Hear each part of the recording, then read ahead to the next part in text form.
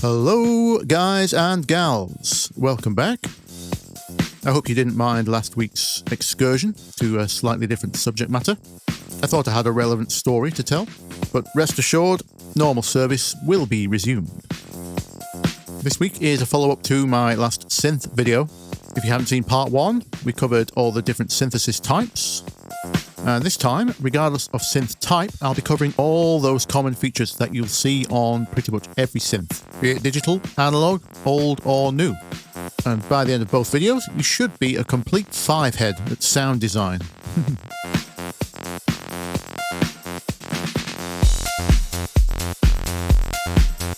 Okie dokie. So what you can hear now is our trusty sawtooth wave playing a little riff in the background. Most synths default to a sawtooth, and with good reason. It's probably the most versatile of the OG waveforms. So the first topic we're going to look at is called Unison. Unison just means simultaneous.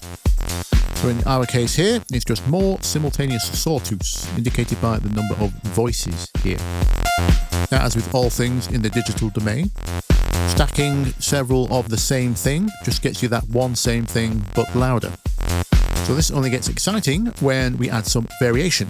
Most synths do this by default, but I've just turned it off here for demonstration purposes. The first variation we're going to add is called phase. This is going to randomize the phase of each voice. What is phase, you ask? Phase is just basically the start point that the wave is played back from. It might start here, it might start here, it might start here, etc, etc. So each of our 16 sawtooths now are going to play back from random positions. Can you hear what that sounds like? You can also hear the sound got wider, because as is typical of most synths, this synth has panned all of those 16 sawtooths across the left and right.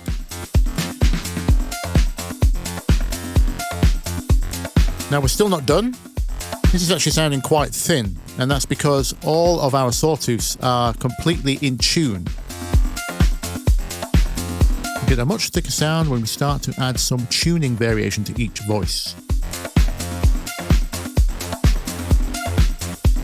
Like that. Very common sound in trance. In 1997, Roland coined the term supersaw for their synth, the JP8000. That could have up to 7 sawtooth waves at once.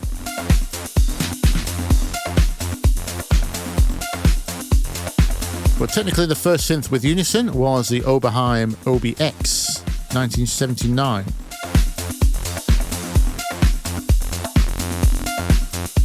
So just to recap, Unison voices are just like if we added a second oscillator sawtooth here. Detuned it slightly. That is 2 voices now in unison. We could do a third. So in earlier synths, like the Minimoog, this is how you would have to achieve any kind of unison. So that's unison. More simultaneous voices or waveforms, if you will.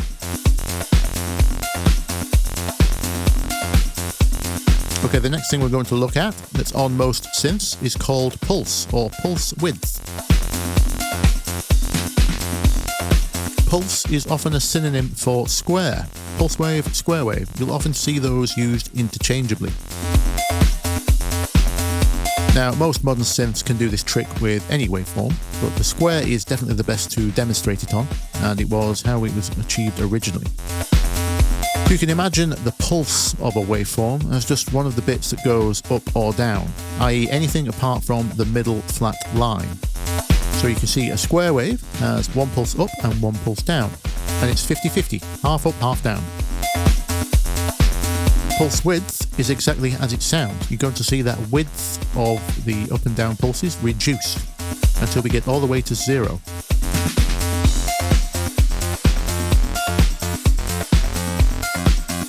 And we can pinch it so thin, eventually we're just left with a flat line, which is silence.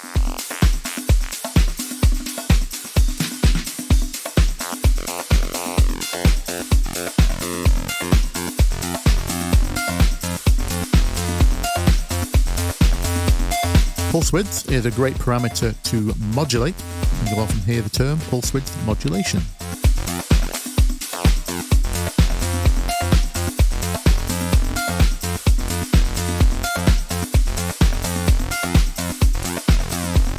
If any of you grew up with the Commodore 64 home computer, you might recognize this kind of vibe.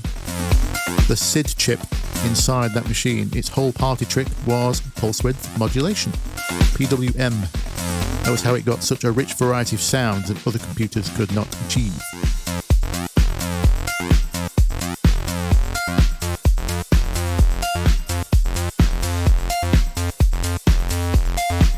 So if you see PWM, or pulse width modulation, now you know what that does. Moving on to another feature you'll find on a lot of synthesizers. It's called sync. Sometimes called hard sync or soft sync, but the distinction of those is not that important right now. This is easier to understand by looking at the waveforms. And the concept is this. When we change the pitch of a sound, it changes the speed which it vibrates. So if we play higher up the keyboard, this waveform has to repeat faster. That's how we change pitch, okay?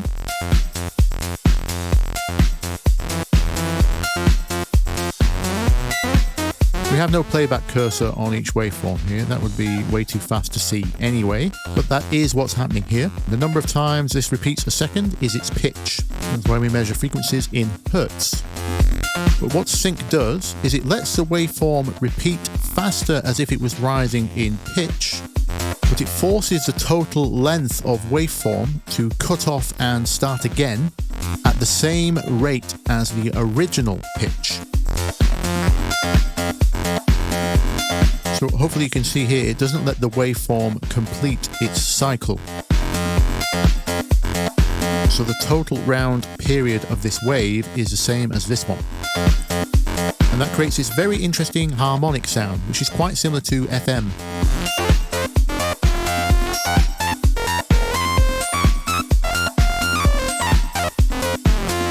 And as you might be able to hear, if you let the waveform repeat at any multiple of itself, you get different octaves.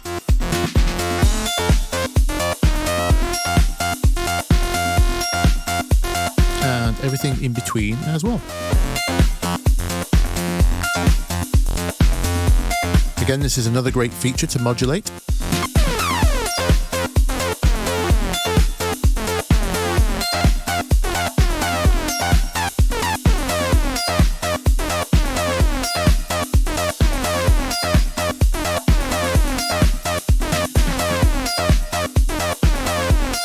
So that is sync, oscillator sync. Another feature you'll find on a lot of synths is called glide. Sometimes you'll see this under its Italian term, Portamento. Definitely more the case as you go back in the years. Not that all old synths are Italian, it's just because, like many musical terms, it was plucked from the classical dictionary. Glide is simply the amount of time it takes to glide between notes. And by default, most synths only glide notes that overlap. Let me show you my MIDI part here. So as you can see, I've got it so that these first three notes overlap, and when we turn on glide, it's going to glide between them.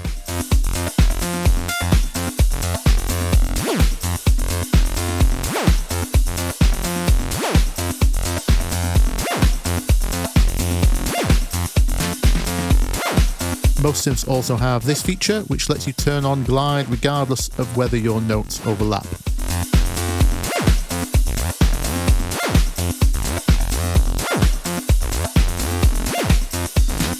Some synths also have this mode, octave scale it's called here, and the principle is instead of the glide knob governing the total time it takes to glide between notes, now it's the total time it takes to glide one octave.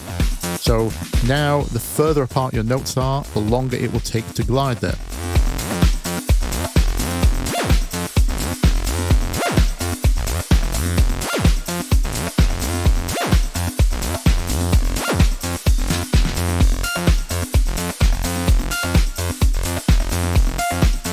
The next term you'll see on most synthesizers is polyphony, or voices.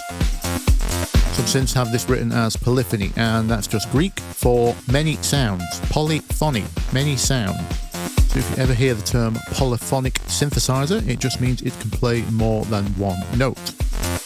Again, a less common term more recently. Now we just say number of voices. But lots of synths still have a mono mode, and they don't mean mono versus stereo, they mean monophonic, one note at once. Monophonic mode is still essential for bass lines and leads. So if you ever hear the terms monosynth or polysynth, that's the bit they're referring to. The number of notes or voices, if you will, that can be played simultaneously.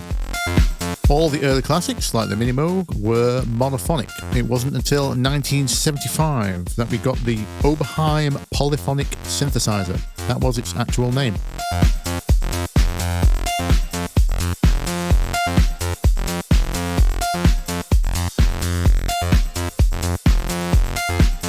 Let me just give you a quick demonstration and program in a chord.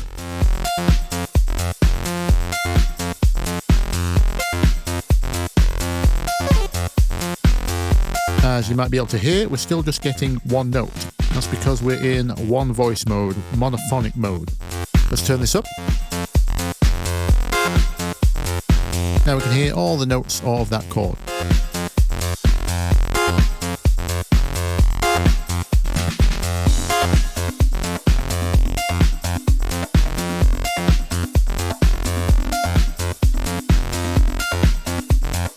Okay, so another common feature you'll find on a lot of synths is a legato function. Legato is Italian for tied together. In other words, overlapping notes. Confusingly, however, this isn't to do with our glide function. Legato is actually related to how our modulation envelopes and LFOs are triggered. To show how this works, I'm going to modulate the sync function again. Hopefully you can hear, with every note pressed, the modulation envelope is being re-triggered. Always starting at the beginning.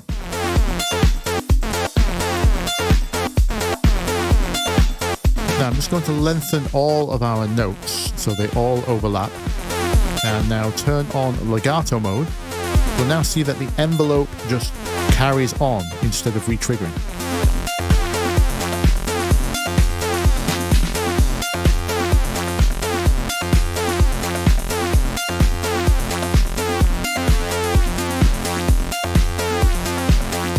You see, because I've used an LFO here, it's just going about its cycle.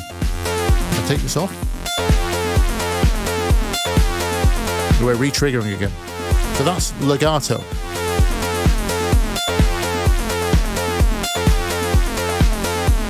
Now, on many synthesizers, this behavior only triggers when you are in monophonic mode, or in our case, one voice.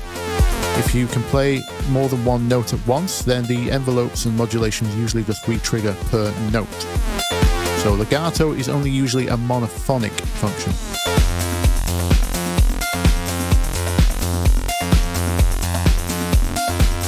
Now, the last thing I want to show that's on most synthesizers is something called sample and hold. You might find this in your LFO section, and it might just be labeled S and H. So anyone who plays video games will be familiar with this concept. This is RNG. It's a random number generator. Like I say, normally this is part of an LFO section. It's under its own category here on Vital, but it doesn't matter. It basically generates a random number that you can use as a modulation source. In this case, I've set the speed to 1/8, so every 8th note will get a new value, and I'm going to apply it to sync again.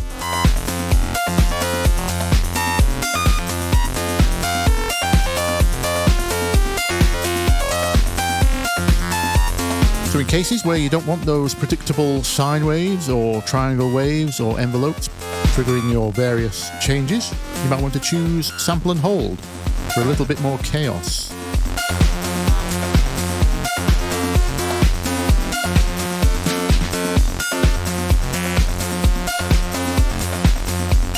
Wonderful stuff. Okie dokie, that's going to do it for this week.